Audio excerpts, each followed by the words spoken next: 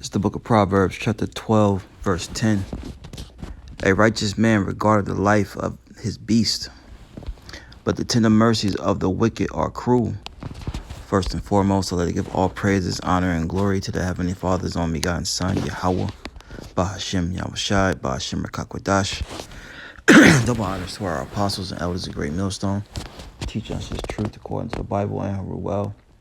Acknowledge the one, not a sincere argument throughout the four corners of the earth, pushing his truth through diligence and sincerity and in charity. And another shalom to all you sincere followers, believers of Yahweh, Bashim Yahushai, not just hearers of the word, but doers as well. You men, women, and children, hopeful elect, shalom. Came across this article in Risky Riff.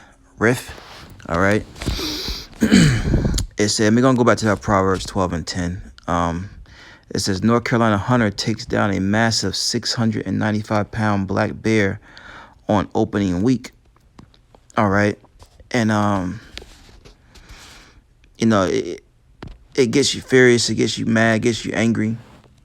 All right. When you see, coming to this truth, man, you start to learn how the Lord has things and things are in order, and nature and animals, and everything is in its proper place, man. All right. And everything has a job to do. But Esau Edom, the so-called white man, he makes a sport out of hunting.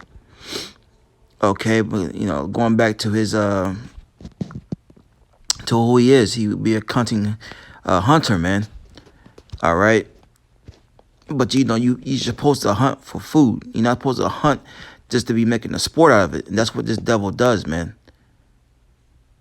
All right. It says, often referred to as the cradle of bear hunting civilization, no area has boasted longer history in the sport than the Appalachian Mountains. The early, rugged frontier days of the region created an individualistic, survivalist style mentality that is still largely present today.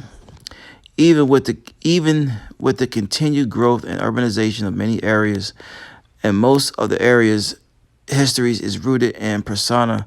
Let me get to the point. Those elements are lean to bear hunting, sport that continues today.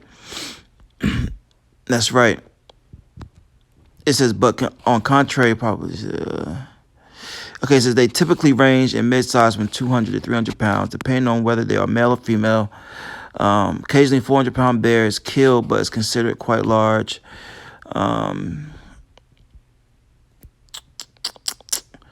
Yeah, so I mean, they make sport out of this, man, and bears have they play an important role in the ecosystem. All right, this man's just messing up everything, man. All right, it says through their foraging habits, bears spread plant and berry seeds and their droppings and spread marine divert nitrogen into the forests surrounding salmon streams.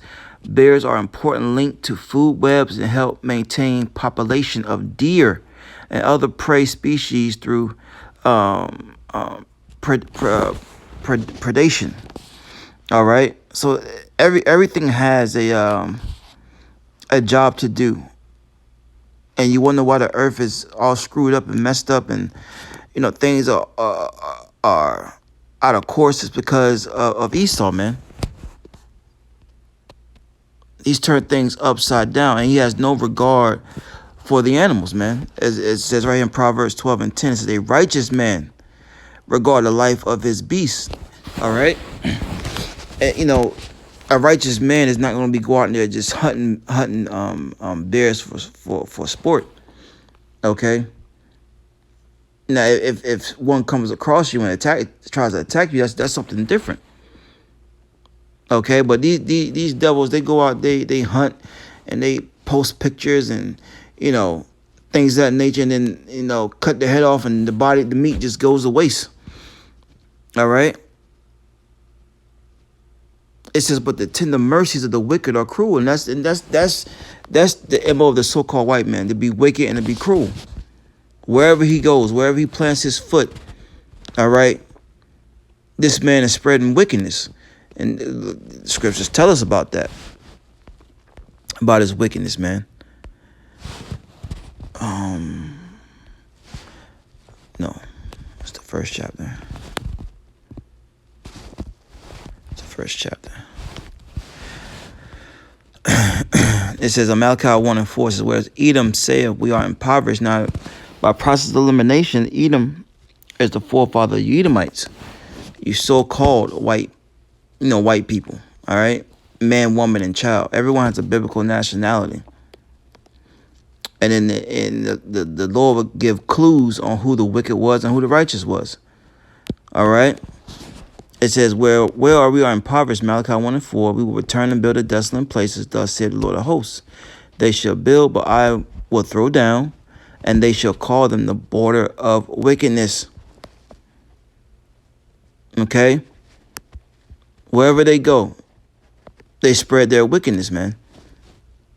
And destroying, animals just for sport is not the way. All right, every animal plays a role in the ecosystem. Just like I saw back here a couple of days ago about the snow crabs are disappearing from off Alaska, man. I wonder what that is. There's a major industry where they fish for these snow crabs, man. And you wonder why the ocean looks disgusting. It stinks. All right. Once again, everything out of order to the wickedness of this devil. It says, and the people against whom the Lord have indignation forever, a righteous anger the Lord has for Edom. All right. And his people. For all the wickedness that they go throughout the four corners, they're spreading and doing.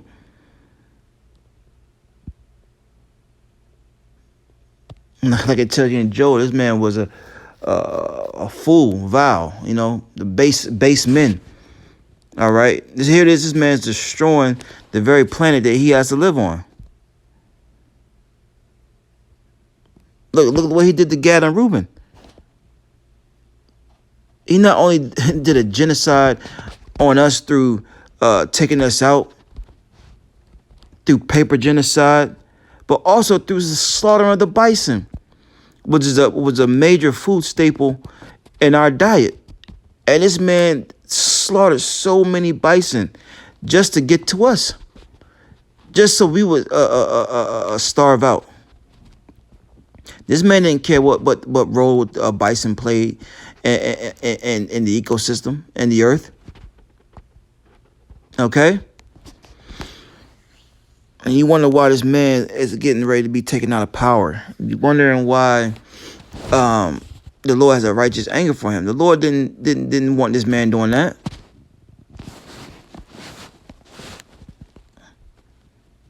Got animals locked up in zoos. Let's grab one last one, wrapping on up. And I pray this lesson is edifying. It's just this man is really just destroying everything he sees. And how much more when he comes down upon our people. All right. He's going to come down on our people hard, man. He's not going to show any mercy. Remember, the tender mercies of the wicked are cruel. It's Revelation 11. Oh, I passed it. No, I didn't. I think it's further down. Yep. 18. It says in Revelation 11:18, it says, and the nations were angry, and thy wrath is come, and the time of the dead, that they should be judged, and that thou shouldst give reward unto thy servants, the prophets, and to the saints, which are the Israelites, Psalms 148, and them that fear thy name. That's why it's very important to fear the name of the Lord, because there's going to be a reward. All right? At the end of the day, there's going to be a reward, and that's salvation. All right? Which it starts with this mercy, this grace period, and names to be delivered in those chariots. All right? It says, small and great, and should just destroy them. This is the point I want. And should just destroy them, which destroyed the earth. Now, this devil is destroying the earth, man. Whether it's through, hunting and killing bears, or, the snow crab that are in the ocean. All right. Whether it's pollutants in the air, fluoride in the water, He just I saw an article like last week where they were uh, dumping chemicals that was polluting the water in Puerto Rico and Canada. All right. This man is doing all mad. Look these things up. We can't put every article in every video. Look these things up. Look these topics up, man. These things are actually happening in the earth. And the Lord's going to destroy them, which destroy the earth, man. That's probably why I titled this lesson. So Lord willing, let's edify until next time I say shalom.